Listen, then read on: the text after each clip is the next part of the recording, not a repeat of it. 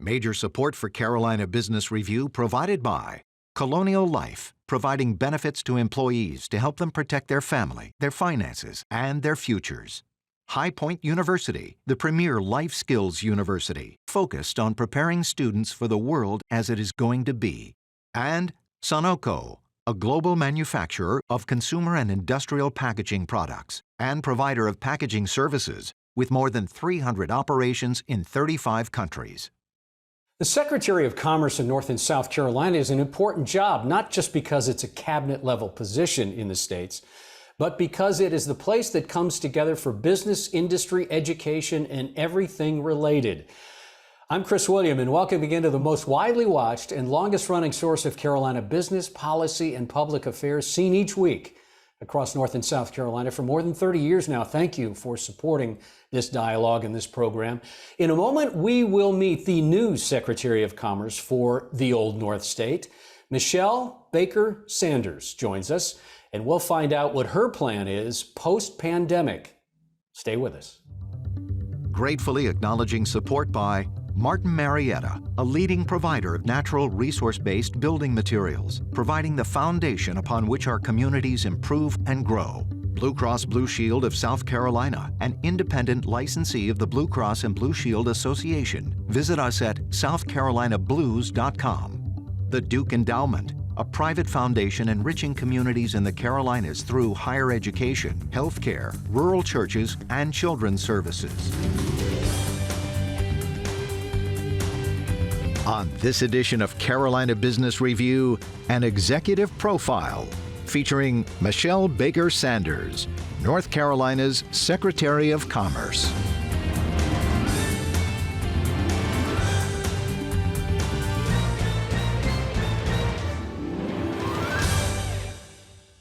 So joining us from her office in the state capital of North Carolina, Raleigh, is the Secretary of Commerce. Madam Secretary, welcome to the program, and thank you for joining us.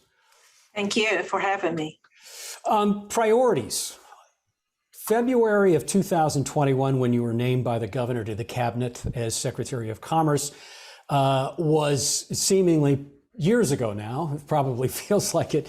So, Your Honor, what is the difference between what your priorities were taking office and what your priorities are here in the fall of the same year? So the priorities taken off were, to continue to focus on creating good paying jobs. It was also focusing on our post-pandemic recovery and applying lessons that we have learned and are learning throughout the pandemic.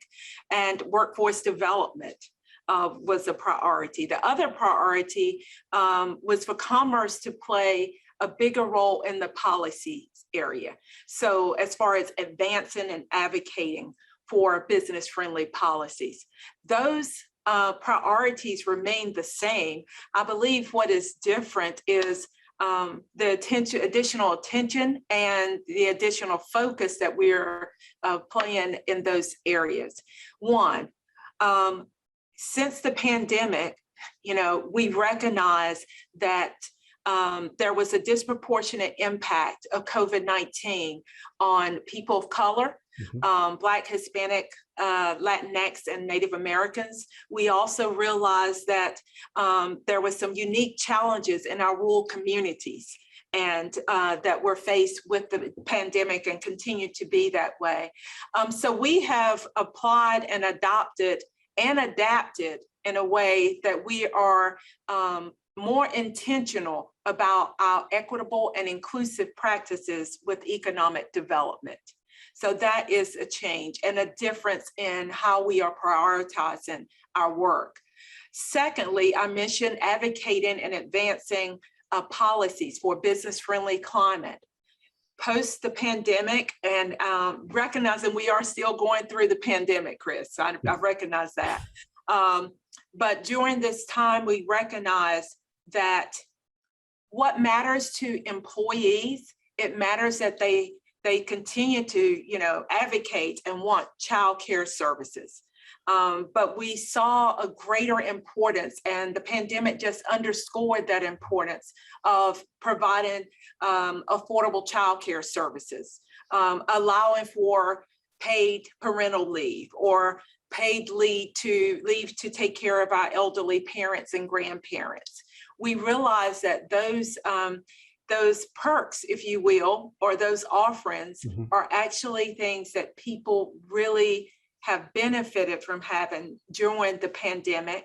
And we'd like to see companies adapt and adopt practices in that way. It's also a part of our economic development as we continue to bring forward progressive companies who care about the quality of life of their employees. And so as an advocate and as a person and agency at the table, our conversations have surely changed based on our recent experience of the pandemic, and also based on the experiences that I've had since being appointed to this role in February. Secretary Sanders, we're going to unpack hopefully some more broader policy, but let's talk about diversity, equity, inclusion for a moment, because it shows up in not just a lot of your comments, but those that have worked with you prior to this appointment have talked about that being a passion of yours. Does DEI, does diversity, equity, inclusion, does it have roots in a policy statewide? Will Commerce, is this a new initiative to Commerce, or is this a larger initiative that Commerce has had in the past? And are you leading other agencies down this road? What I can tell you, Chris, is that diversity, equity, inclusion has always been foundational and fundamental to Governor Cooper's leadership, the way he leads, the policies that he puts forward, and the expectations of the executive branch is that we are representing the residents of this state, and the residents of this state is a very diverse population of people. And so in order to better meet the needs of the people and the residents of the state, which is well over 10.5 million, it's important that we embrace diversity, equity, and inclusion as a strength. And I believe that is a strength for the state.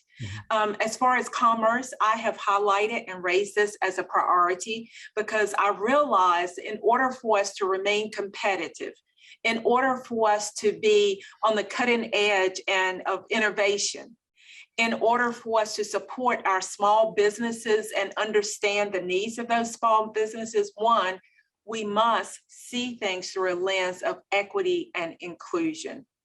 I know what it's like to be excluded. And that's not a fun place to be.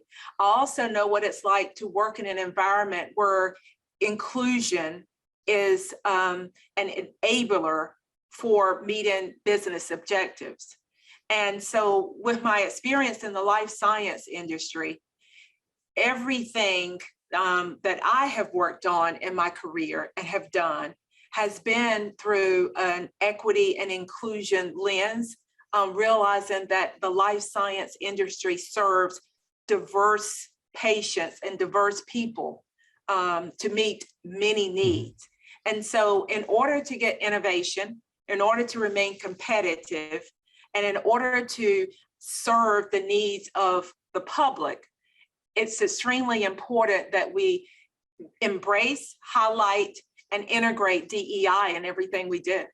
Do you feel like DEI is not as emotional or is emotionally charged as it was even last summer? And the second part of that question, does that allow businesses to now approach the table when it comes to DEI in more of a, I don't want to say cold or calculating, but more of a scientific or clinical nature to see how it is exactly how you explained it?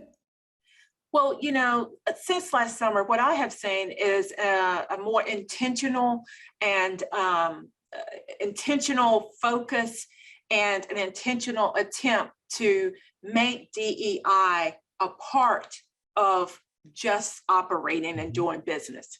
It is important to companies that I have spoken with are specifically not only asking about that skilled, diverse talent that we have, but they're also asking about the communities.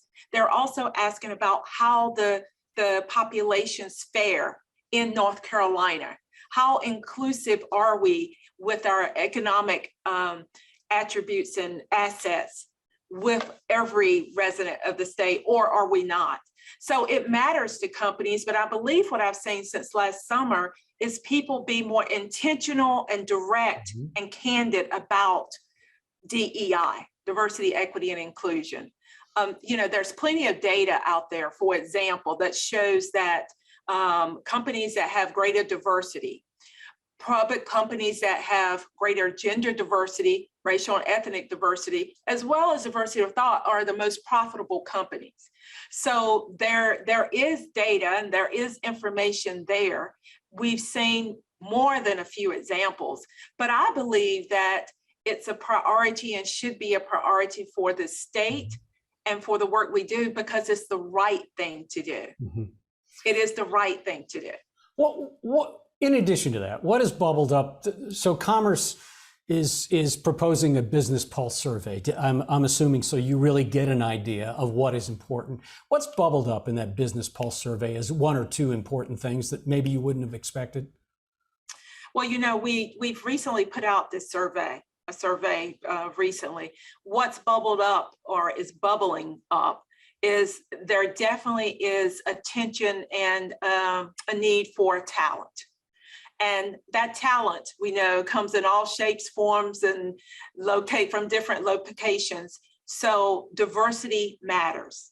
In order for us to meet the labor supply, it is going to take not just some people or some skills, certain degrees. It's going to take all of us to meet the labor supply needs. And in order to do that, it's also going to take all of us working in a way that we are developing and identifying the potential for our workforce and labor force. So that is surely one need. The other thing that I believe we will see from this survey is there is a great desire and a spirit of entrepreneurship in North Carolina. And that entrepreneurship is definitely going to highlight our innovation economy, but it's also going to require us to identify ways that we can better support and build an ecosystem for the success of entrepreneurs and small businesses in North Carolina. I believe that is going to bubble up out of this survey. Well, as a product, as a child of rural North Carolina, Beaufort County down east in North Carolina, obviously rural's got to be close and dear to your heart, ma'am. So the idea that urban versus rural, and it's talked about in both North and South Carolina, are they different challenges? Is rural greater challenge? And I'm speaking when it comes to workforce development or finding workers and slowing the churn of those that keep going in and out of jobs. Right. You're right. I am from Eastern North Carolina, the beautiful small town of Belhaven, North Carolina. Rural North Carolina does have unique challenges. The opportunities, the availability of resources are lacking in many towns in rural North Carolina. I would say what is not lacking in rural North Carolina is that can-do spirit, that rural sauce that really differentiates how we live, who we are, and the traits and character of a person is, I believe, uniquely defined by your experiences in rural North Carolina. 80% of North Carolina is rural. So yes, we do have some unique challenges, whether that is access to healthcare, whether that is housing, or whether that is access to, the education systems.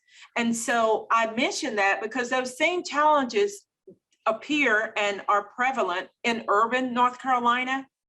But I believe access to the resources and the attention for those resources and support is far greater in the urban areas, I believe, than in rural North Carolina. I'm sitting in downtown Raleigh. I can walk across the street and go to one of the greatest science museums probably in the world, right here in downtown Raleigh. For people in Belhaven and other rural communities, you have to drive, right, to get to that type of resource. You also have to have the mobility and the funds and the finances and all the things that can get you there. And in some ways, you have to be exposed to this world of science and what it can offer, which would even prompt you to think that I want to go to the Science Museum and see what's going on in there. But just because those things are not readily accessible in rural North Carolina as they are here, does not mean that the potential for workforce development, great and expansive workforce development, the potential for business locations and relocations, the potential for the rural North Carolinians to be beneficiaries of this booming economy that we have, that's still possible.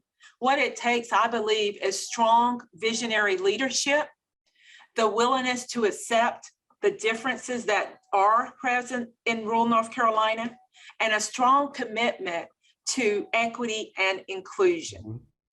And I believe that that commitment comes through investment in access to healthcare for all, investment to quality education regardless of your zip code, and that investment to the many challenges and problems that many people across our state encounter on a daily basis. But most of all, the belief, and I am a testimonial of that anything is possible regardless where you are born, where you're raised, or what your socioeconomic status is.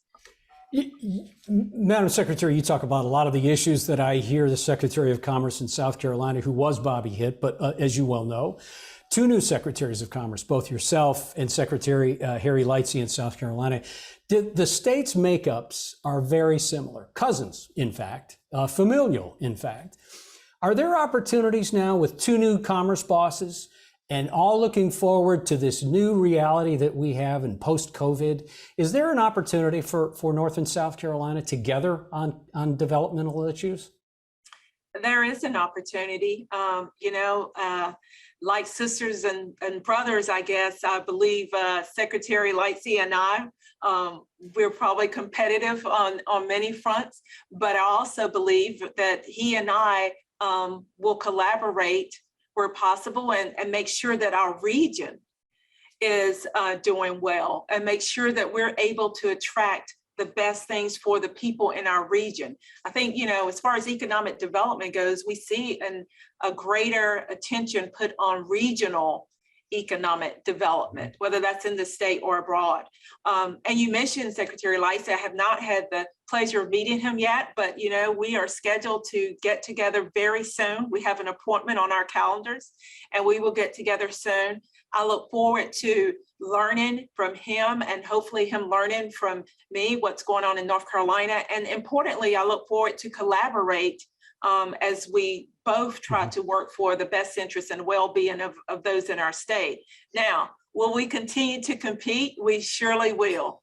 Will I continue to believe and know that North Carolina is the best place for people to live, to work, and to play? Yes. And I'm sure Secretary Lightsey believes the same. But I'm looking forward to the collaborative spirit that we will develop and can develop.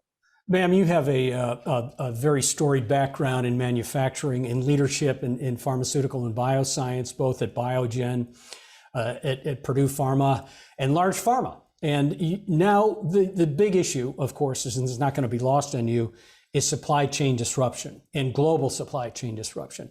Now that you're in a different position, now that you are the point person for the Old North State, and it's about development and about all the manufacturers in both states, but certainly in North Carolina, how do you bring to bear that experience you had around manufacturing and supply chain to make it work and to smooth that out? Yeah, that experience in the life science sector has boded very well for me. You mentioned Biogen, and most recently at Biogen, I was vice president of manufacturing and general manager for their largest manufacturing facility in their network, which is based in RTP. And so supply chain and having an uninterrupted supply of quality products for patients was our primary objective.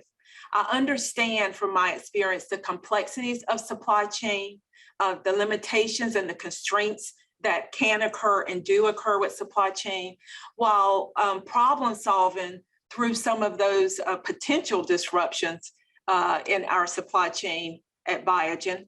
That experience has really carried over into this experience.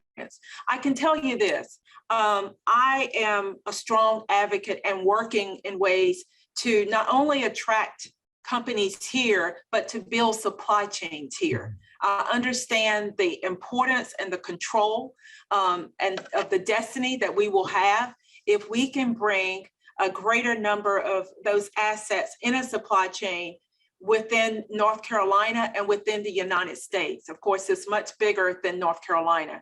For example, offshore wind is an area that North Carolina is focused on. It is a priority of the governor, and for all the right reasons. We want a cleaner, a more sustainable and better environment and energy for the world. And it's important that we try to bring about the supply chain that supports that offshore wind area to North Carolina and to our surrounding states. There's over $100 billion of possible economic growth and job creation just in that area. Are the barriers on the supply chain is important. Apologies for the interruption. Are the barriers to develop that alternate energy less than they were even a couple of years ago?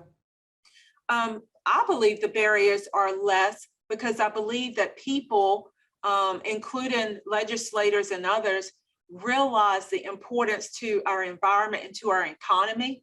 And I also believe because of this pandemic and because of what we are experiencing now on in the supply chain of many products and services, that we all know and understand firsthand the importance of having our supply chains more tightly controlled and actually based here in the United States. We're seeing it, Chris, largely with the semiconductor industry, right?